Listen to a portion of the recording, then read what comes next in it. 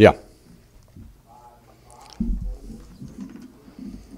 And good morning, everybody. It's TGD Today, the Roundtable with Hugh Roy III and George Honeycutt. So glad to have you with us here in the Zeus Digital Marketing Studios. Here we are. In Myrtle Beach, South Carolina.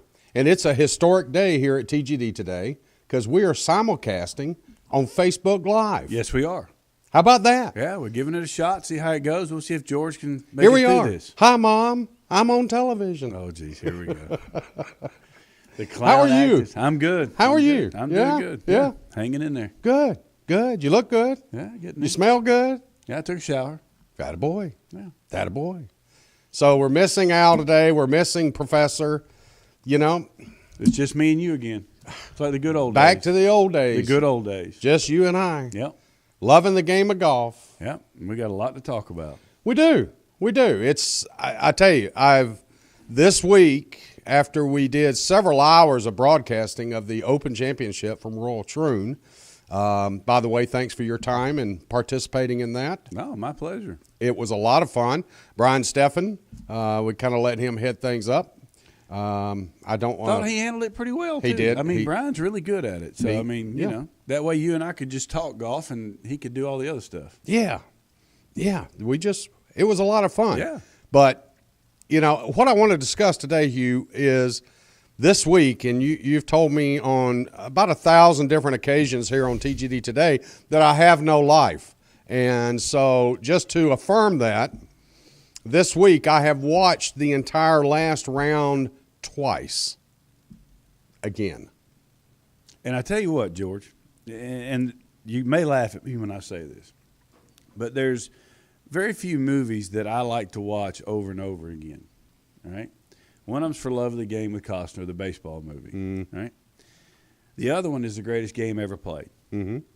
And, you know, the Francis We Met, Harry Vardon duel. Right, okay, right. At the Country Club of Brookline. Excellent movie. Exactly. And so, but it recounts a true story. So you look at that, and then you look at, you know, the deal with Watson and Nicholas at Turnberry. You know, what they call it, the Duel in the Sun. Duel in the Sun. And then you look at what we saw last week. And last week is by far the greatest exhibition of golf I think's ever been played. I do too. I don't think there's any question about it. I have that exact opinion, and that's scary, considering you and agree I. on something, yes. Yeah. Phil Mickelson was stunned. He goes out and shoots 65. No bogeys. And he played, I mean, he's 46 years old. It's not like he's got a couple of decades left to win a major. And he started one shot back and then loses by 3 and shoots 65.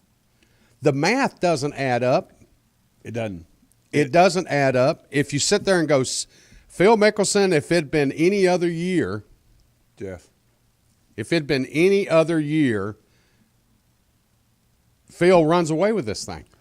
No question about it. I mean, you could have told him, I'll give you 65 and you can sit.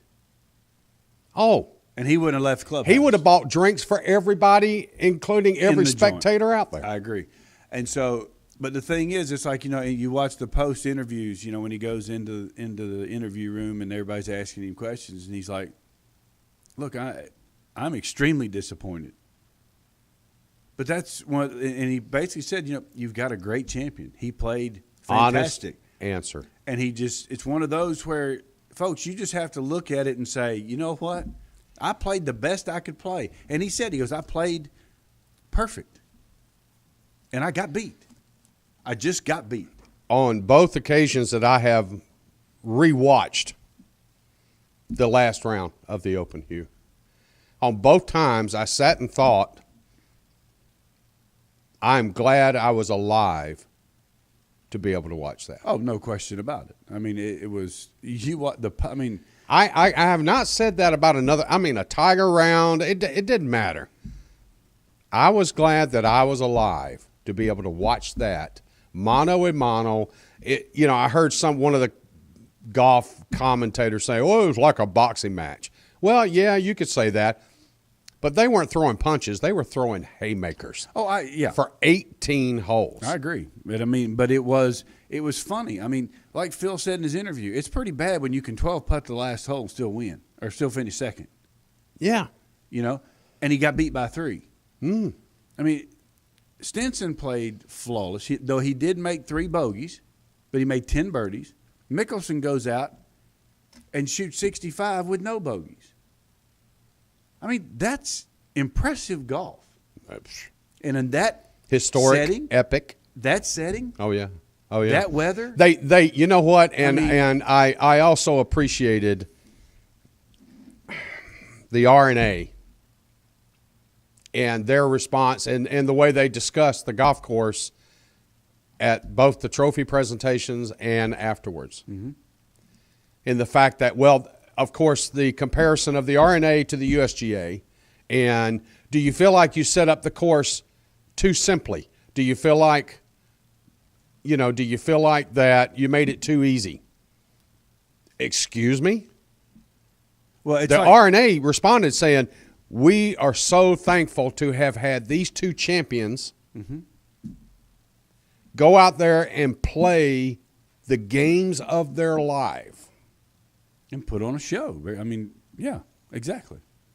We're talking Oscar performance, Emmy performance, whatever you want to categorize it. ESPN, whatever. ESPYs. ESPYs, yeah. If that match doesn't win the ESPY next year, something's wrong. Something's wrong. But it's like Phil said in his interview, too. He said, you think about it, and somebody asked him the question, which do you enjoy more, playing the USGA Open or the R&A? Yeah. And he said, honestly, this one. He said, because the R&A doesn't care what you shoot. They don't, no. They want to set it up fair, tough but fair. Right. And the best player wins. I mean, perfect indication of that. They didn't change the golf course every day like the USGA does, which is what he stated in his interview. Mm-hmm. The one day they didn't even cut the greens. On Saturday. Okay. Yeah. So, and he goes, you look at the USGA, and he goes, and I may be a little biased because, and this is what Phil said, quote unquote, I may be a little biased because I haven't won that one yet. I've won this one. And I almost won this one. Wish I would have, but I didn't. Yeah. He goes, but this is golf. This is where golf was born. This is where the way golf should be played. Right. And the USGA needs to learn from this. And honestly, like you heard me say during the Open or after the Open, I mean, you got a bunch of amateurs trying to run a professional golf tournament.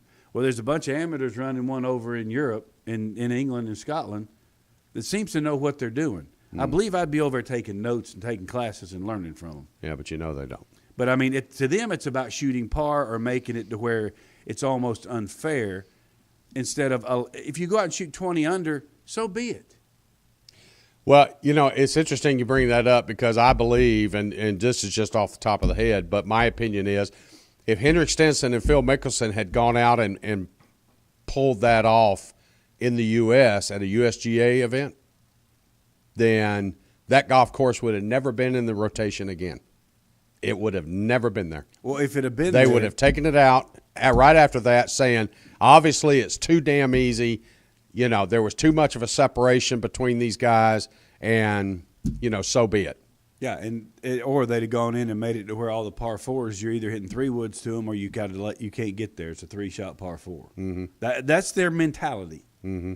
They don't care how well you can play golf. It's about how much they can embarrass you. Mm-hmm. And they proved that.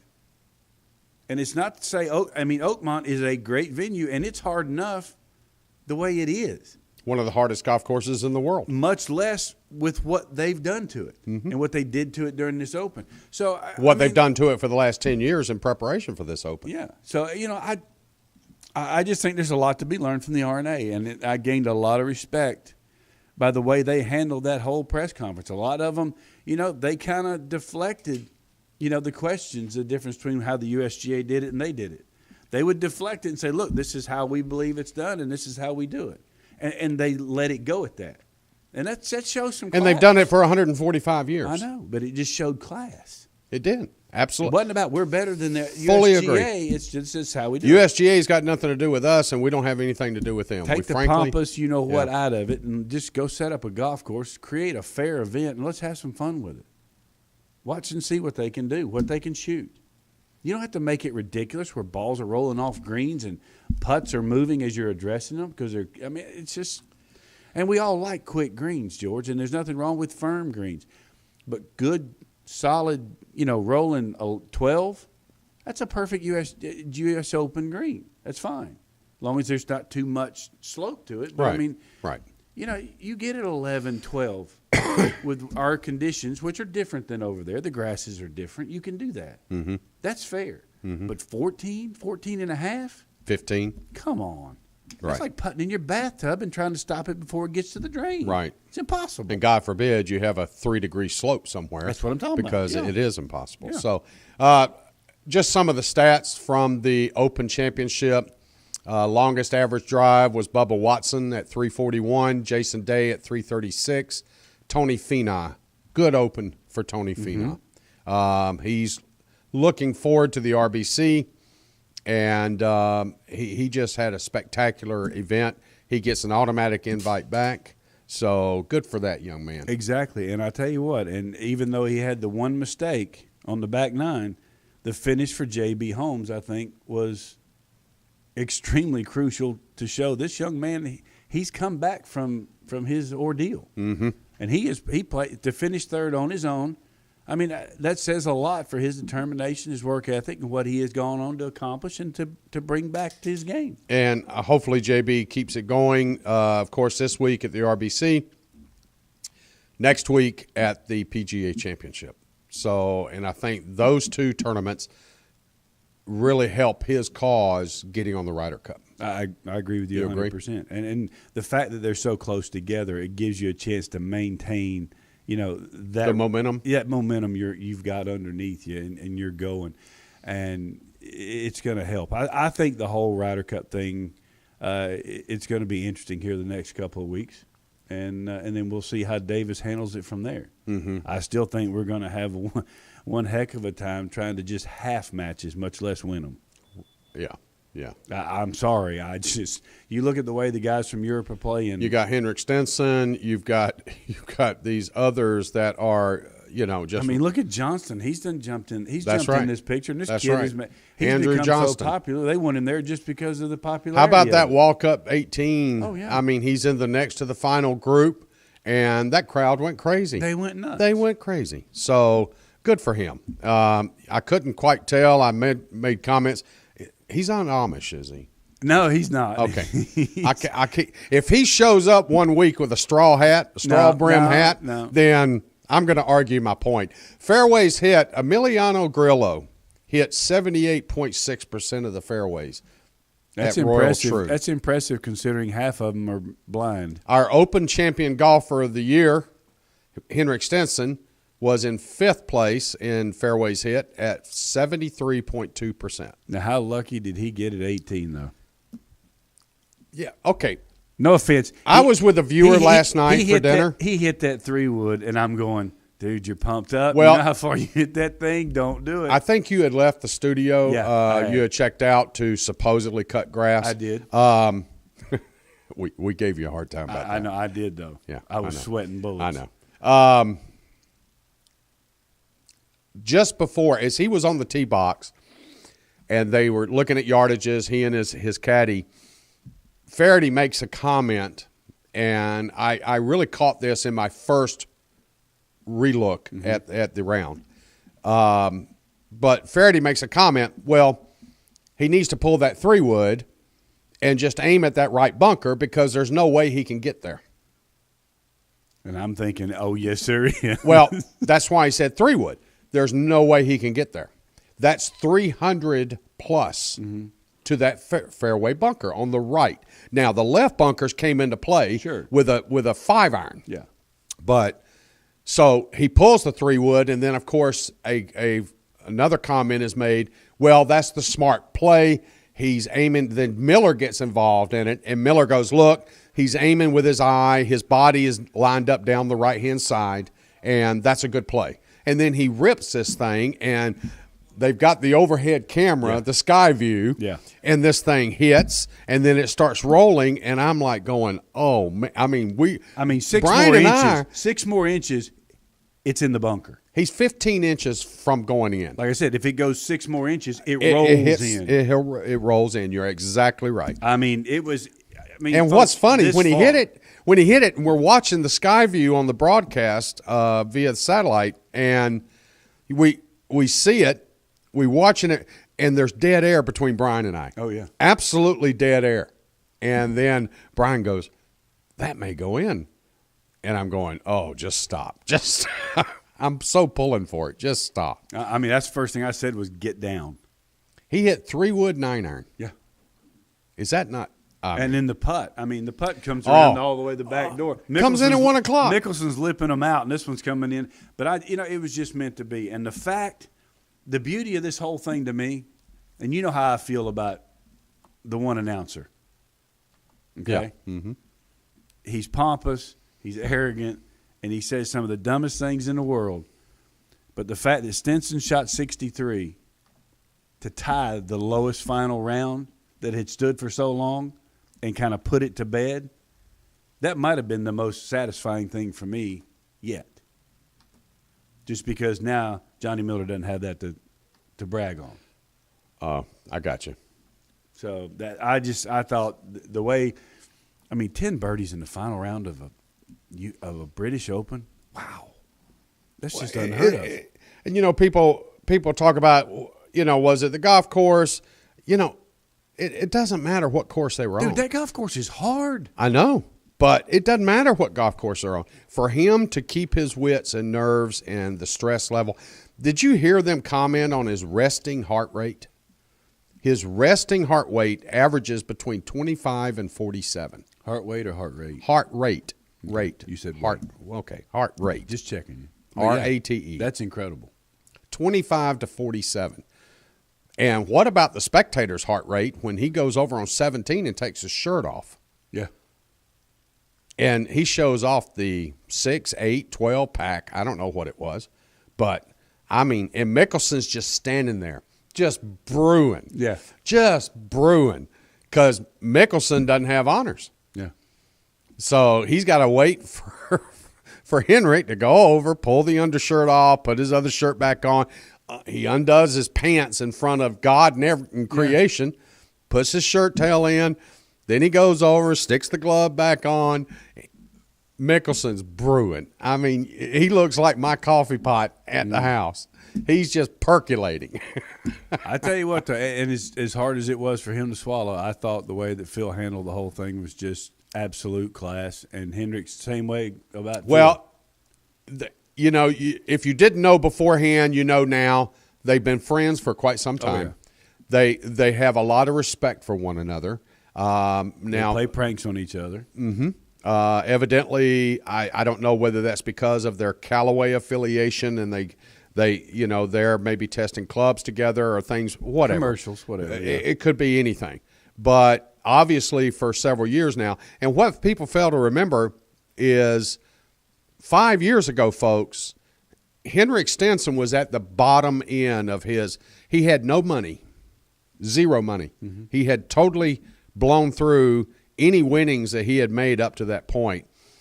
And just that week of last week on Wednesday, he loses one of his good friends who was a entrepreneur, loved the game of golf, and actually had gotten with Henrik 5 years ago and was basically financially helping him. Mm-hmm. And turned Henrik's attitude toward the game back around, and that's why Henrik put so much love and affection into that relationship to where he dedicated the win to his friend. Absolutely, because if it wasn't for Mike, he wouldn't have been where he was. No. No way, shape, or form. And I didn't realize that his wife played golf at the University of South Carolina. Right. So, she is, another one that, she understands golf and is a golf wife, so she looks at it from a different perspective than the normal tour wife. Well, greens in regulation for the week, Henrik Stenson was, of course, number one. Why wouldn't he be? At 77.8% of greens hit, 56 of 72. Wow. Impressive.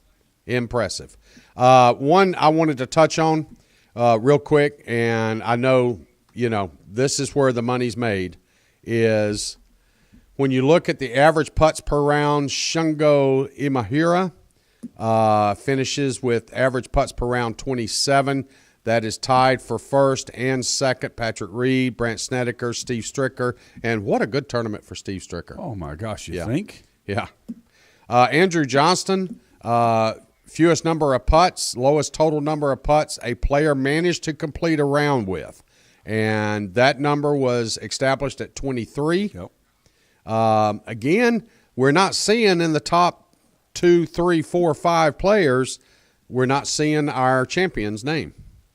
And I found that of interest. So you sit and look at one putts. Xander Lombard finished 36 of 72 one putts. That means he didn't hit too many greens. Exactly. That's the difference. Okay. Phil Mickelson was in that category also at 48.6%, 35 of 72 in one putts. 3 putts. Total number of holes completed with 3 or more putting strokes on the green. Now, I enjoy this stat because that relates more back to an amateur golfer than it does a professional golfer. So who finished number 1 in the 3-putt category? Darren Clark, who likewise scored very well. Played very well that week. During this championship. Yes, he played extremely well. But he ended up with 6 3-putts. John Rahm ended up with 5. Charlie Hoffman, 4. Paul Lawrie, 4. And Rory McIlroy. The putting woes continue. Yep. The putting woes continue. I'm just telling you, if you don't put the right amount of loft in a putter, you're going to putt poorly, especially on greens like those. They were slower. They weren't typical tour greens.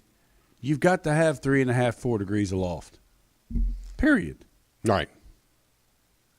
And that's why those greens, they struggle. Yeah. The stats, of course, our leader led in number of birdies made, our winner. You think? You think. I was looking at that number Sunday during the broadcast, and Bubba was actually leading that category for some time. But, of course, every time you have a birdie and then you have a double to back it up, you're kind of taking 1 step forward, 3 steps back. Yes. So, making birdies out there was obvious. It was an opportunity, whether it be the first 9 or whether it be, depending on the wind, the back 9. But when Henrik Stenson goes out and shoots 32-31, it didn't matter where the wind was. If your ball striking is that pure, it doesn't matter where that wind's coming from. Now, the weather did improve. Oh, yeah. The winds died down, and we even commented, I referred to that at the beginning part of the show, that the weather forecast for when the leaders go off, it looks to be improving, and they'll probably see sunshine, and the winds are going to drop to 10. And you were correct. And what they called for happened. But the thing about this, George, and you look at it, and everybody talks about the golf course. Was it too easy, like you mentioned earlier, and whatnot? You have 2 guys that finished in double digits ahead of the people in front of them. Everybody else behind them was probably where the winner should have actually been. Right. At -4, so -5. J.B. Holmes at 6 under par, that's probably where it should have been. Mm-hmm. So what happened was a once-in-a-lifetime exceptional Absolutely. thing that you just have to revel over and just go, The tilt of the holy earth cow. moved. Yes. I mean, that's The Twilight Zone. Yeah, Twilight Zone, call Ripley's Believe It or Not, however you I wanna was put expecting a Sergio or a Rory or a Jordan or somebody to go in for post-tournament interviews and state, what course are they playing? it. And I think it probably was said. It just never was mentioned. Yeah. Because they played a different, what almost seemed like a different golf course, but they played a different game. And how impressed with you with both of them, even Phil, supposedly shorter in distance per se, but it's like on the par 5, the 15th, they're both teeing off with irons. And then he knocks it on with a 3-wood. And a 3-wood, a No offense, 278-yard 3-wood. And that's where you've got to understand one thing. And this is me coming out of the former tour player mode here. Is this the teacher? No, this isn't a teacher. This is a former tour player mode. This is the way my father taught me. Tour players are not trying to hit everything. The good, your top players, the ones that you watch, the good ball strikers, they can change gears like you can change gears in your car when you're driving a stick shift. Right. And that's what these two did that whole day. That's what separated them. You look at the Bubbas, the Dustins, the Jason Days, Right. the guys that can hit it 9 miles, but Right. they're going at it as hard as they can go. Right. They struggled, and they struggled big time. Mightily. Because this golf course, like we talked about, was about experience. The more experience you have in the way you can manipulate your way and have a game plan around that golf course, the better you're going to play. It's like I commented And they Sunday, showed that. and you agreed with this, but instead of they acting like golfers on Championship Sunday, they were two surgeons. Mm-hmm. They pulled their scalpels, they had their game plan, and they just simply went out there and did what they had to do to give themselves the greatest opportunity to make birdies. And look at the limited, other than the 3 putts from Stinson, couple of missed greens by Mickelson. On number one, Yeah. you know, don't you think if that As soon as he did it, we thought, okay, Oh, here he yeah, goes. it's over. It's over. And then he Mickelson's goes and got it. birdies the next 2. Yeah, but you look at even this a couple of greens that Mickelson missed. You know, he missed it in a place where easy pitch shot. He could get almost up and holed down. one of them. Mm-hmm. You know, the other one he made about an 8. Yeah, when he threw it over that bunker, I'm sitting here. I told Stefan, you know, this could go in. Yeah. This is his. And it disappeared and came out. Yeah. But, I mean, you know, they didn't make many mistakes. So, like you said, they had their plan, and they just kind of steered But when their they way did around make the golf mistake, course. like on 15, the par 5, Stinson, Mickelson hit irons.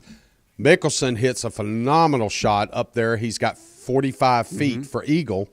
Stinson snap hooks his 3-wood, and he's in the 3 to 4 foot wiregrass or whatever you want to call it, heather grass or gorse grass or whatever. No, it wasn't gorse. Just the Wiry. Wiry. Right? Yeah, it was wiry. Wiry. And he's got that bunker there in front of him on the left, and he hits an absolutely phenomenal golf shot out of there.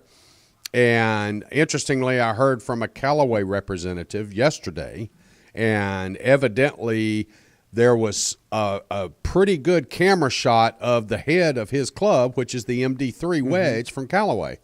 And supposedly their website went ballistic when he hit that shot. Really? Yep.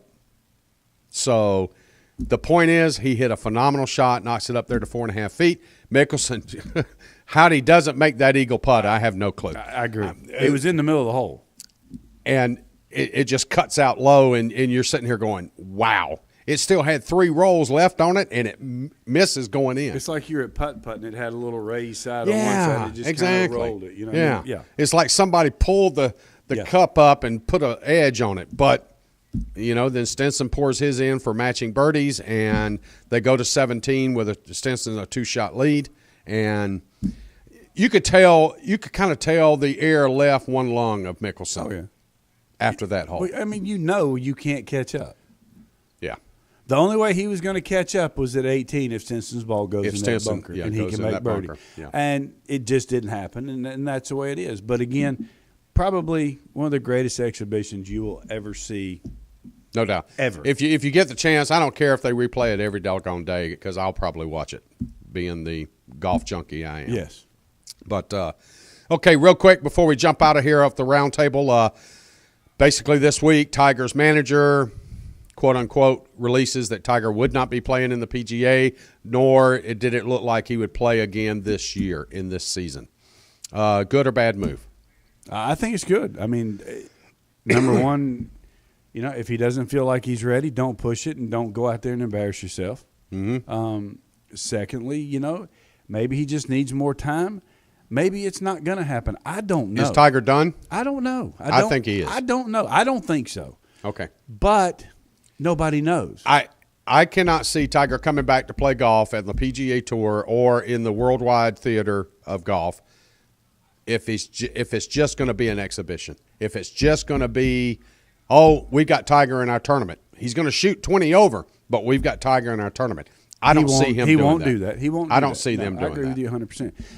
I don't know. I don't think Tiger wants to be done, and I think The only way he will be done is if it's physically impossible for Right. him not to. Right, and we don't know that. Nobody knows. Nobody that. does. So I mean, all I know is what I told you. What Jim told me when he called me from Mr. after Mr. Nicholas's dinner. right, He looked great. Yeah. He said he was acting fine. He was normal, and he was not crippled as we had heard.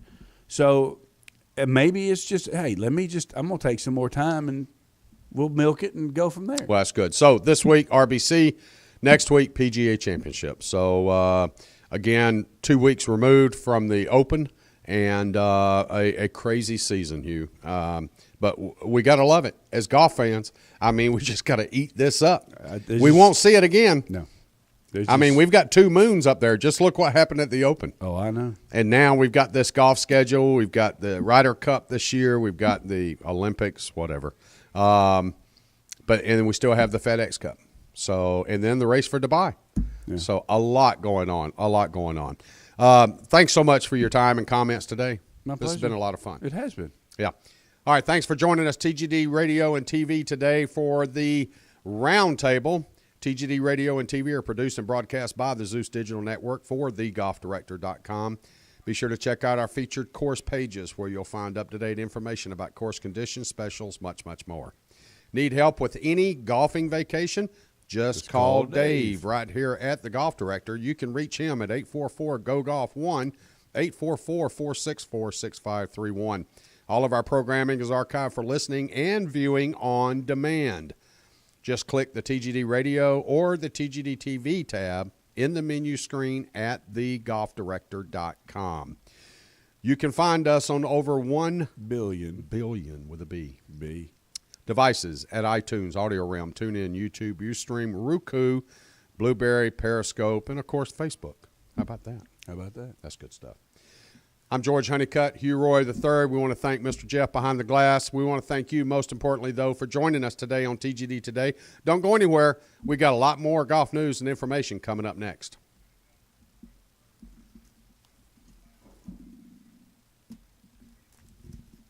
It shut off right there somehow. I don't know what happened.